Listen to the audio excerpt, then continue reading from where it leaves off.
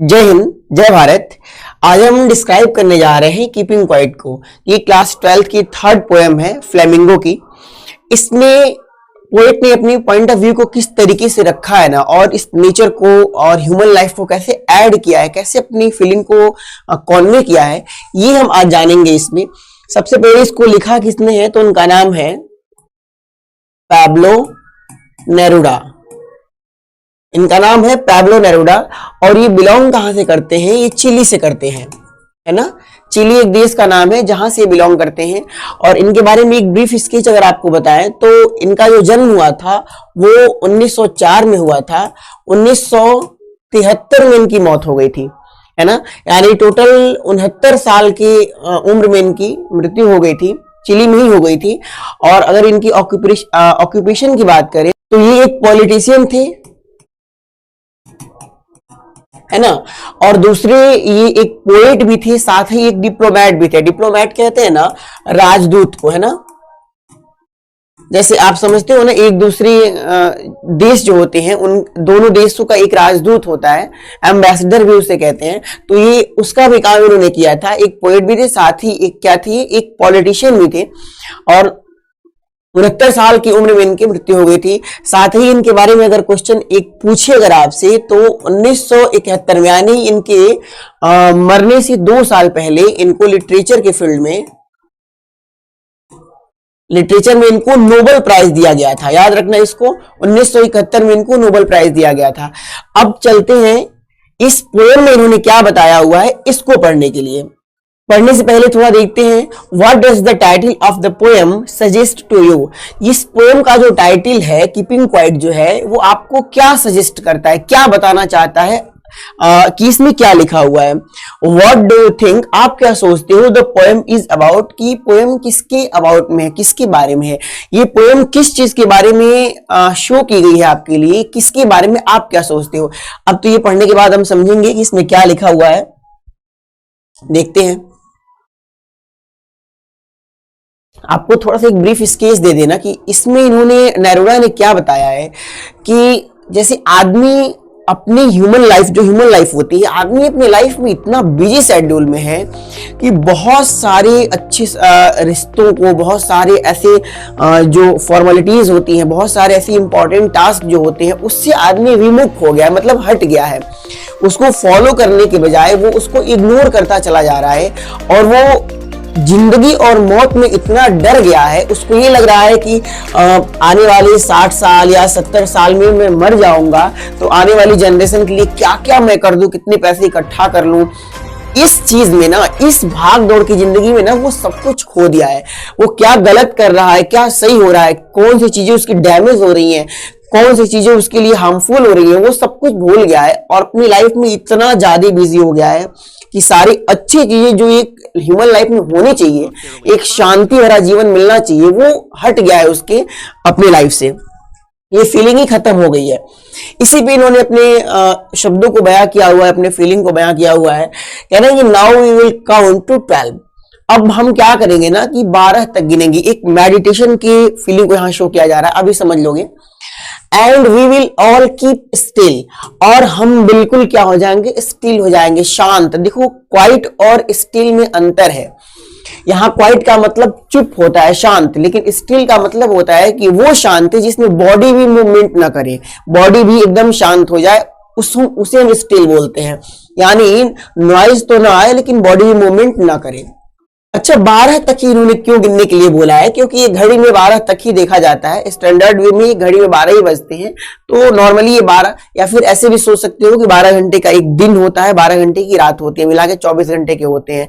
तो एक पूरी होल डे का मतलब 24 घंटे की ड्यूरेशन का हाफ पार्ट कितने का होता है, 12 घंटे का होता है। तो इससे भी आप इसको रिलेट कर सकते हो, क्योंकि पोएट्री है, डायरेक्टली बात नहीं कहती, हमें रिलेट ही करना पड़ जाता है अपने अपने अलग अलग पहलू से। तो ये कह रहे हैं कि हम 12 तक गिनेंगे और फिर हम क्या हो जाएंगे, कीप स्टिल हो जाएंगे, एकदम शांत हो जाएंगे। यानी 12 तक गिनने के बाद हम एकदम शांत हो जाएंगे, कोई मूवमेंट नहीं करेंगे। कह रहे हैं कि for once on the face of the earth, earth के फेस पर माने अर्थ पर। कह रहे हैं कि एक बार एक बार इस धरती के ऊपर let's not speak in any language, आओ हम सब क्या करते हैं ना कि कोई लैंग्वेज नहीं बोलते हैं। यानी देखो यहां लैंग्वेज क्या दर्शाता है ना, वेरिएशन को दिखाता है।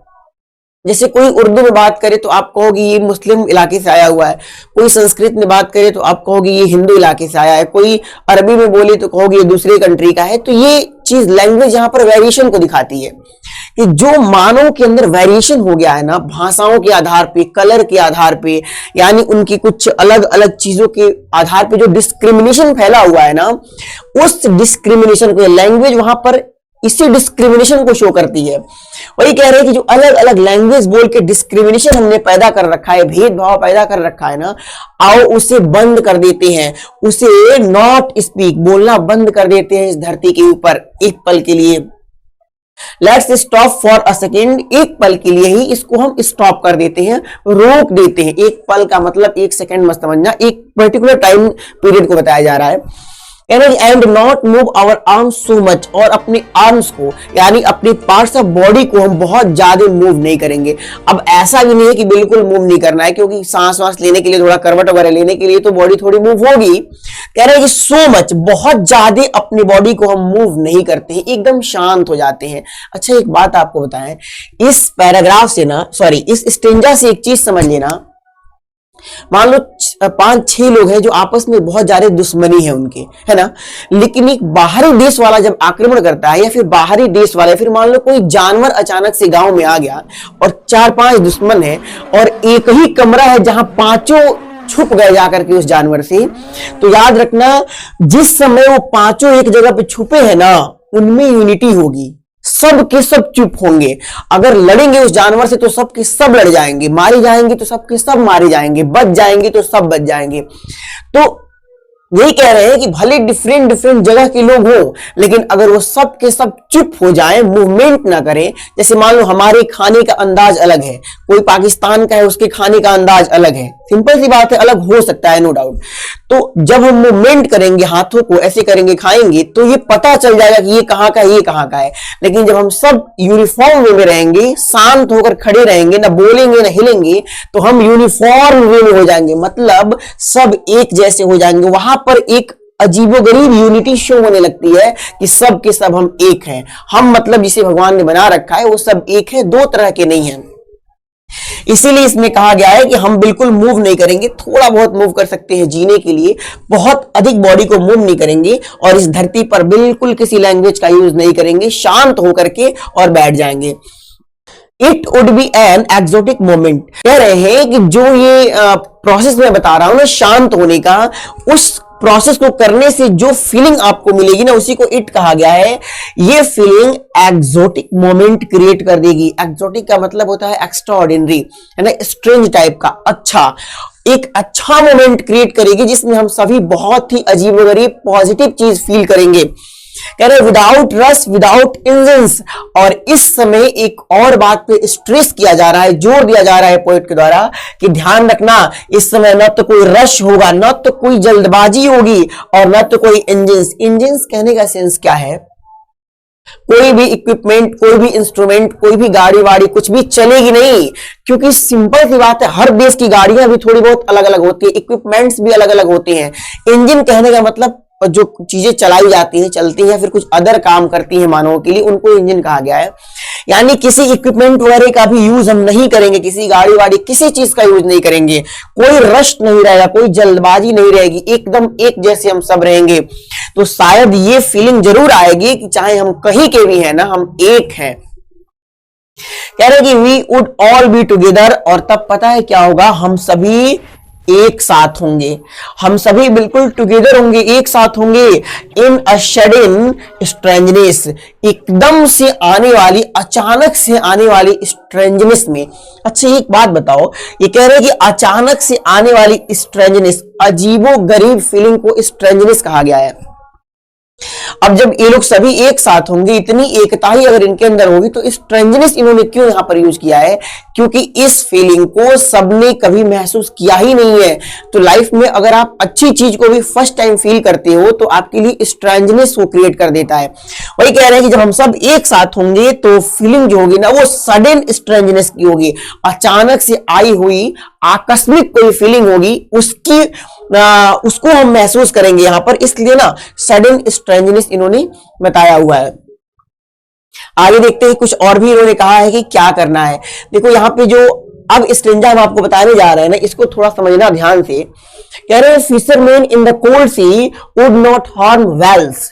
जो कोल्ड सी में, किसी समुद्र में जो फिशरमैन होते हैं, मछुआरे होते हैं, वो हार्म नहीं करेंगे किसको? वेल्स को। जो वेल्स मछलियां होती हैं उनका शिकार नहीं करेंगे, वो कुछ गलत काम नहीं करेंगे, हार्म नहीं पहुंचाएंगे। ध्यान समझना, हर जगह के लोग वेल को थोड़े खाते हैं, अलग अलग देशों में अलग अलग लोग अलग अलग तरीके की मछलियों को खाते हैं, अलग अलग जीवों को खाते हैं। तो वेल का मतलब यहां पर यह है कि किसी भी जीव को कोई नुकसान नहीं पहुंचाएगा। तो जब नहीं पहुंचाएगा तो सब एक बराबर हो जाएंगे, सिंपल सी बात है। अगर भारत वाला किसी जीव को नुकसान नहीं पहुंचाता है और किसी अदर देश वाला किसी जीव को नुकसान पहुंचाता है, फिर वहां पर वो डिस्क्रिमिनेशन उनके अंदर आ ही जाएगी, क्योंकि वो दूसरा दिखाई देने लगेगा और जो भारत वाला है वो अलग दिखाई देने लगेगा। इसलिए उस वेल्स को, शिकार को, किसी क्रिएचर को, किसी प्राणी को, किसी जीव को कोई हार्म नहीं पहुंचाएगा, सब एक जैसे रहेंगे। And the man gathering salt, और जो साल्ट गैदर करने वाले लोग हैं, मतलब नमक इकट्ठा करने वाले जो लोग हैं समुद्र में, would look at his hurt hands, वो अपने ना हर्ट हुए हाथों पर देखेंगे। जब समुद्रों से जब नमक को निकाला जाता है तो नमक निकालने वाला इतना बिजी हो जाता है अपने काम में कि उसके हाथ में हर्ट हो जाता है, मतलब उसकी जो चमड़ी है ऊपर की वो डैमेज हो जाती है, बट वो उसको ध्यान नहीं देता। ये चीज ये इंगित करता है ना कि वो अपने लाइफ में इतना बिजी हो गया है कि वो खुद के हर्ट को भी नहीं देख पा रहा है, तो उससे जुड़े हुए जो लोग होंगे उनके हर्ट का भी ख्याल वो नहीं रख पाएगा। वही कह रहे हैं कि जो लोग रोज शिकार करते हैं वेल्स का ना, वो आज शिकार नहीं करेंगे, हार्म नहीं पहुंचाएंगे मछलियों को, वो आज शांत रहेंगे। जो लोग डेली डेली नमक को इकट्ठा करते हैं वो भी आज नमक नहीं निकालेंगे और वो शांत रह के क्या करेंगे? अपने हाथों को देखेंगे, इस चीज पे फोकस करेंगे कि मैं इतना बिजी हूं कि अपने हर्ट्स को भी नहीं देख पा रहा हूं, अपने उंड को भी नहीं देख पा रहा हूं। कह रहे हैं कि those who prepare green Wars, कह रहे हैं जो लोग प्रिपेयर रहते हैं ना, जो लोग तैयार रहते हैं ग्रीन वॉर्स के लिए। ग्रीन वॉर क्या है? यहाँ पे देखो, ग्रीन वॉर ये चीज शो करता है ना डिफॉरेस्टेशन को। जो लोग इतने बिजी हैं कि हमेशा पेड़ों को काट रहे हैं अपने स्वार्थ के लिए, अलग अलग कामों के लिए, बट वो ये भूल गए हैं कि हम काट रहे हैं तो इसका इंपैक्ट क्या आएगा नेचर के ऊपर। कह रहे हैं कि जो लोग ना ग्रीन वॉर्स के लिए तैयार रहते हैं, परमानेंट पेड़ों को काटने के चक्कर में पड़े रह जाते हैं। कह रहे हैं वॉर्स विथ गैस। अच्छा, ये गैस का वॉर क्या होता है? जो एक्सप्लोजन हम करते हैं, चिमनियों से धुएं निकलते हैं, जो कल कारखाने हैं उनसे निकलने वाले जो धुएं हैं, आखिर वो क्यों निकलते हैं? वो हमारे लिए ही तो निकलते हैं ना। यानी हम उन कारखानों को बनाने, काम करने में इतने बिजी हो गए हैं कि हम ना ये ना गैस वॉर कर रहे हैं। War with fire. War with fire का मतलब यहां पर है ना गोलियों से फायर करना। फायर का मतलब यहां पर ना आग के साथ साथ गोली भी समझ सकती हो, बुलेट। यानी कह रहे हैं कि जो हम बंदूक से लोगों को मारते हैं वो वाला वॉर करते हैं, जो फायर करके करते हैं, आग से, बंदूक से, गोली बारूद से करते हैं। एक ये भी वॉर है जो पॉल्यूशन हम क्रिएट करते हैं, वो भी एक तरह का वॉर है, एक तरीके। अच्छा, वॉर में क्या होता है? बहुत सारी हानि होती है और कुछ लाभ भी होता है। जो जीतेगा उसका लाभ होगा, जो हारेगा उसका बहुत हानि होगा। तो इस गैस को वॉर क्यों कहा गया है? गैस निकलने वाली जो होती है कल कारखानों से, उससे हम वॉर क्यों कहें? क्योंकि कुछ लोगों का अगर उसमें फायदा होगा ना तो बहुत सारे लोगों का नुकसान भी होगा, साथ ही नेचर भी पॉल्यूटेड हो जाएगी। इसीलिए उसको भी वॉर कहा गया है, इसको भी वॉर कहा गया है। लेकिन कह रहे हैं कि इतने सारे जो वॉर हम क्रिएट करते हैं ना, मानव क्रिएट करता है, कह रहा है कि विक्ट्रीज विथ नो सर्वाइवर्स।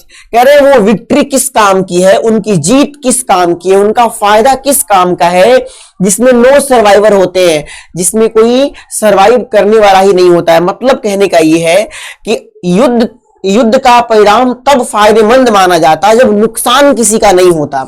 लेकिन इसमें ह्यूमन बीइंग को मार देता है, उसकी जान ले लेता है। तो ये बताओ जीता कौन? ह्यूमन ही ह्यूमन को मार रहा है, तो जीता कौन? जब ह्यूमन और इधर ह्यूमन दोनों तो एक ही है, मिला करके तो दोनों एक हैं, और एक मर रहा है एक मार रहा है, तो उसमें कोई जीता कोई हारा नहीं। जब सर्वाइवर, नो सर्वाइवर, जिसमें सर्वाइवर ही नहीं रुक पा रहा है, सर्वाइवर मतलब जिंदगी जीने वाला मानव ही नहीं जिंदा रह पा रहा है, वहां पर उस विक्ट्री का कोई मतलब नहीं है। ये इस स्ट्रेंजा से आपको बता रहे हैं और कह रहे हैं वुड, इस वुड से पहले वी हाइड है। यहां पर देखना पोएट्री में ऐसा अक्सर हुआ करता है, वहां पर वी हाइड है। कह रहा है कि we would put on, put on का मतलब होता है पहनना, we would put on clean clothes, हमें क्लीन क्लॉथ्स पहनने चाहिए। अच्छा, अब इसका क्या मतलब है कि हमें साफ कपड़े पहनने चाहिए। देखो यहां बिल्कुल दूर दूर तक बात कपड़े की नहीं की जा रही है जो हम अक्सर पहन के अपने तन को ढकते हैं। ये बात उस कपड़े की जा रही है जो भगवान ने हमें पहना के भेजा है। देखो भगवान ने हमें उस कपड़े को पहना के भेजा है जहां पर उस कपड़े को पहनते समय हम सब एक रहते हैं। भगवान ने सबको बनाया है तो सबको एक जैसा बनाया, एक जैसा अधिकार दे रखा है। वो उस कपड़े को पहना के हमको भेजा है। हम आकर के उस कपड़े को उतार के स्पॉटफुल कपड़े पहन लेते हैं जिसपे कई सारे दाग धब्बे हैं। अब वो दाग धब्बे किस चीज के हैं? वही भेदभाव के हैं, अलगाव के हैं, ऊंच नीच, छोटे बड़े कलर्स, इन सब के जो वेरिएशन है ना, इन वेरिएशन को हम अपने दिमाग में पाल लेते हैं, उस वेरिएशन रूपी कपड़े को पहन लेते हैं। तो ये यहाँ पे ये कहना चाह रहे हैं कि हमें क्लीन क्लॉथ पहनने चाहिए जिस पर कोई भी स्पॉट ना हो, कोई भी वेरिएशन ना हो, कोई भी डिस्क्रिमिनेशन ना हो, कोई भी सुपरस्टिशन अंधविश्वास का धब्बा ना लगा हो। इस तरीके का क्लॉथ पहनना चाहिए। And walk about with their brothers. देखो यहां जो देयर है ना, ये एक तरीके से, चूंकि ये जब आप इनडायरेक्ट करोगे ना तो आवर का देयर बन गया है, यहां पर आप आवर समझना तो ज्यादा अच्छे तरीके से समझ पाओगे। ये कह रहे हैं कि हमें walk about with their brothers, यहां ब्रदर्स का मतलब ब्रदरहुड है। कह रहे हैं हमें अपने भाईचारे के साथ, अपने भाइयों के साथ, इस दुनिया में आए सभी लोगों के साथ टहलना चाहिए और चलना चाहिए, कदम से कदम मिला करके चलना चाहिए। और हमें क्लीन क्लॉथ, जब हम क्लीन क्लॉथ पहनेंगे, जब कोई भेदभाव नहीं रहेगा तो हम सबको गले लगाएंगे और सबके साथ चलेंगे, ये फीलिंग यहां पे है। और कहां चलेंगे? In the shed.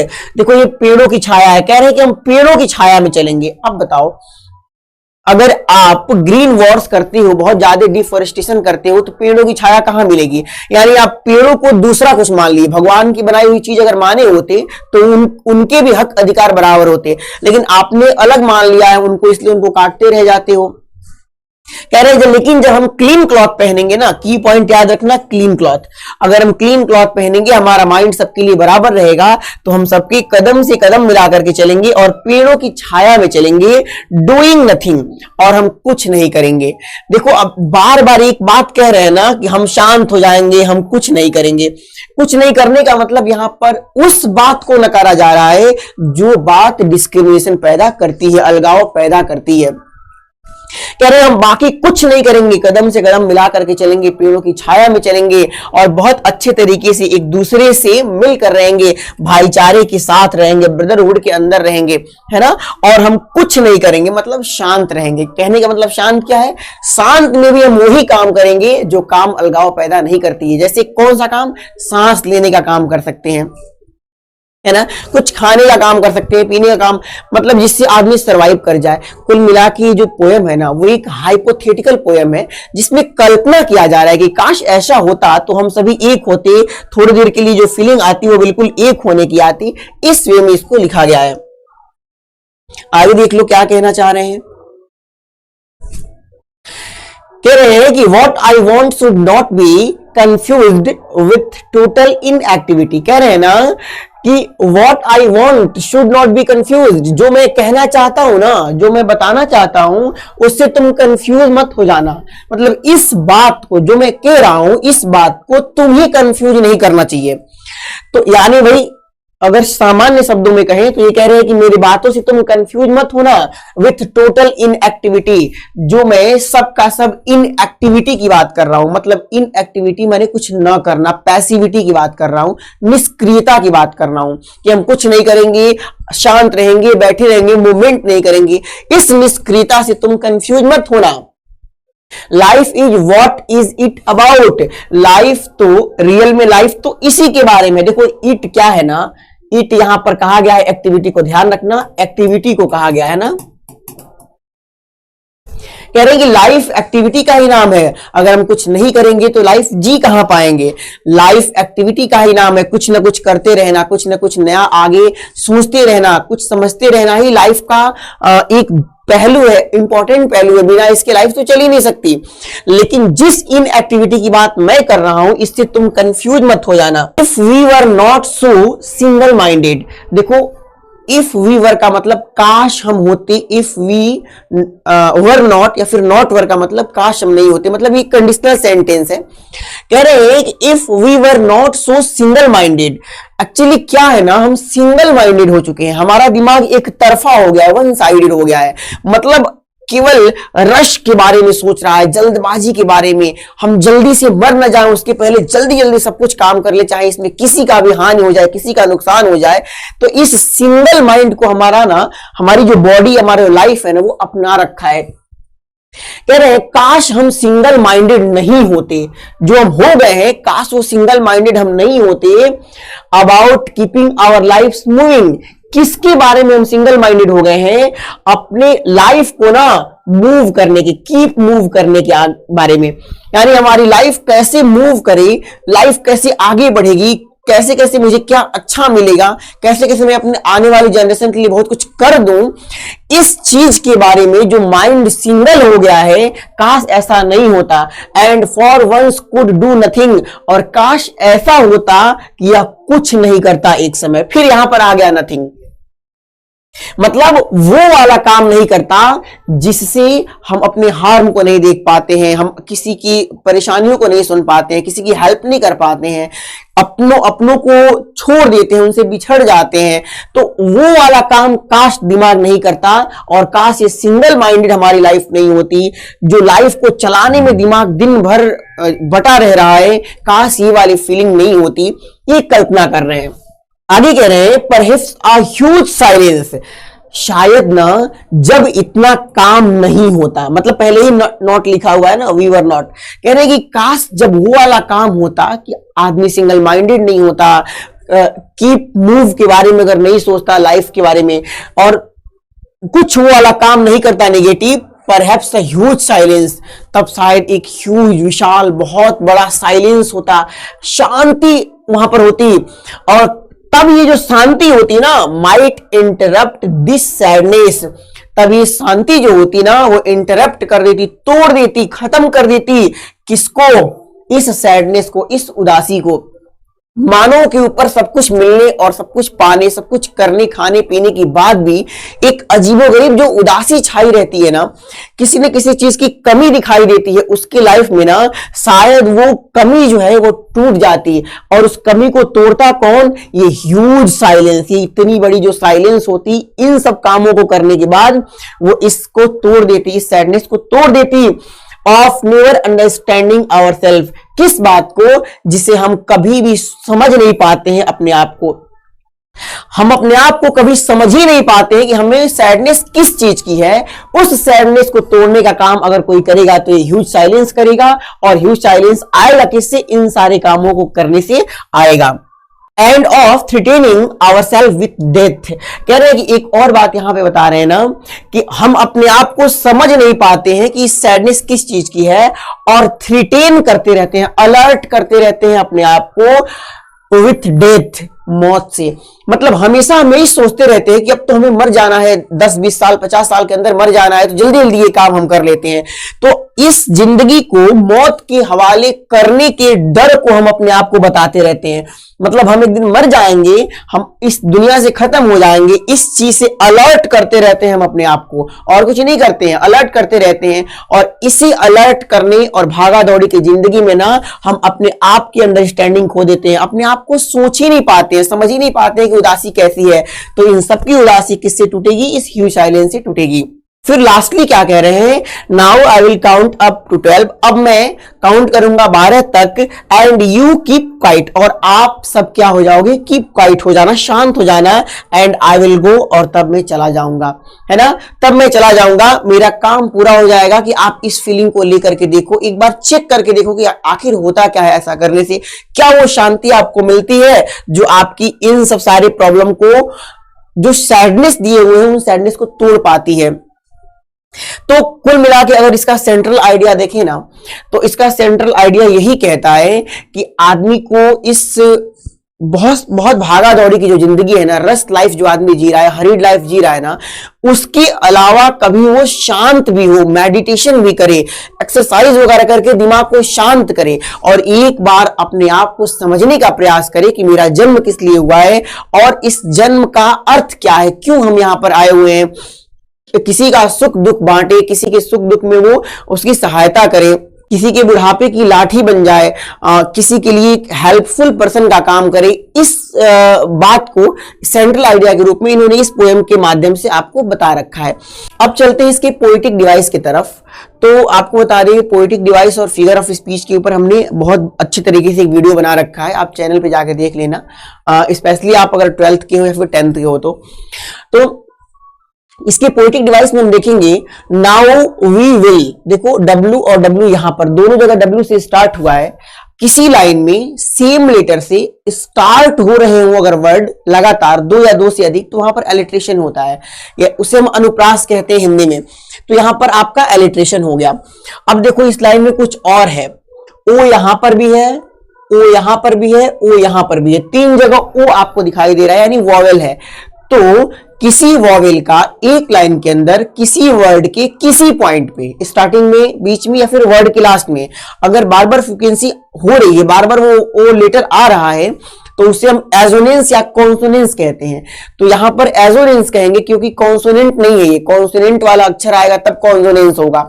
तो यहां पर आपका एजोनेंस भी है ओ की वजह से, ठीक है। अब आगे देख लो, इसमें अगली लाइन में देख लो, देखो वी विल, फिर यहां पर भी क्या है, एलिट्रेशन है। और यहां देखो double L double L double L, double L का 3 बार रिपीटेशन हो रहा है, तो ये कॉन्सोनेंस है क्योंकि ये कॉन्सोनेंट वाले अक्षर हैं। कह रहा है for once on the face of the earth. ये देखो ओ यहां पर भी है, ओ यहां पर भी है, यहां पर भी है, ओ यहां पर भी है, 3-4 जगह ओ की आवृत्ति है, तो आप कहोगे यहां पर की क्या है, एजोनेंस है। बाकी इस तरह से आप देखते रहे ना कि एजोनेंस कॉन्सोनेंस कहां कहां पे है ना। यहां पर भी देख लो, and not move our arms so much. तो देखो आवर आर्म, अगर सही मायने में देखोगे ना, आवर आ मतलब आवर का आ और आर्म का आ, तो अगर हिंदी के फोनेटिक्स के अकॉर्डिंग देखोगे तो यहां पर और यहां पर भी एलिट्रेशन है, क्योंकि आवाज से भी एलिट्रेशन होता है। तो यहां पर एलिट्रेशन है, लेकिन इतना डीप आपको नहीं जाना है। It would be an exotic moment, फिर यहां पर ओ की आवृत्ति है, तो आप समझ सकते हो कि एजोनेंस है यहां पे।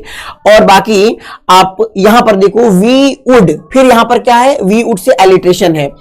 All be together in a sudden strangeness, sudden का एस से स्टार्ट है, स्ट्रेंजनेस का एस से स्टार्ट है, तो यहां पर भी एलिट्रेशन है, किसका, एस का।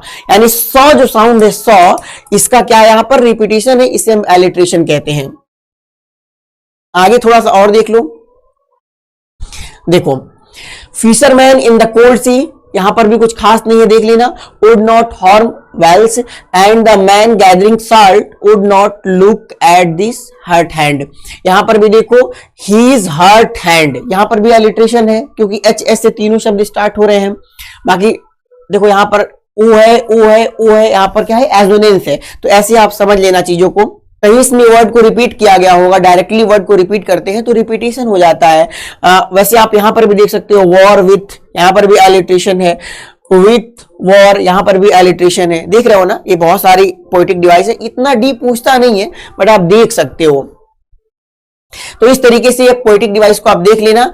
यहां पे एक लाइन जरा देखो, perhaps a huge silence, huge silence क्या कर देगी, इंटरप्ट कर देगी सैडनेस को। यानी इस साइलेंस को, ये क्या है, आपका एब्स्ट्रैक्ट नाउन है, इसे पर्सोनिफाई किया गया है। ये साइलेंस सैडनेस को तोड़ने का काम कर रही है, तो यहां पर इसे पर्सोनिफाई किया गया है, तो यहां पर आपका क्या है, पर्सोनिफिकेशन है। तो इस तरीके से आप चेक कर लेना कि इसमें और भी पोएटिक डिवाइस क्या है, और एक बार जाकर के देख लेना उस वीडियो को, फिगर ऑफ स्पीच वगैरह को, उसमें हमने बहुत डीपली समझाया हुआ है, तो कुछ और भी समझ सकते हो। पीडीएफ को चाहो तो जाके टेलीग्राम से ले सकते हो, डिस्क्रिप्शन में लिंक है, और फेसबुक पे भी वहीं से जुड़ जाना ताकि वहां पे डायरेक्टली वीडियो आपको ये शो हो जाएगी। खुद भी पढ़ना और अपने दोस्तों को भी जरूर भेजना। तो आज के लिए इतना ही। जय हिंद, जय भारत।